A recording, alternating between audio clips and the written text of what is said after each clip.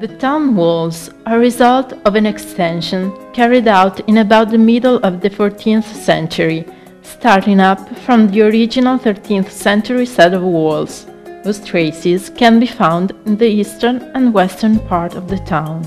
At present, the defensive walls extend for nearly 2 kilometers and are fortified by 24 hexagon towers. Worth of notice are the quite well-preserved Guelph crenellation and the series of loopholes and embrasures. On the external wall side, it is possible to see traces of plaster, which previously covered the alternating layers of trachyte, limestone and bricks. The refined building technique used can be observed from the inside.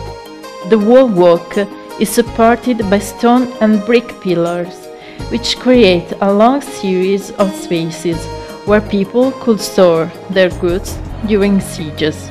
Towers are now empty, but in past times they were completed by internal wooden structures.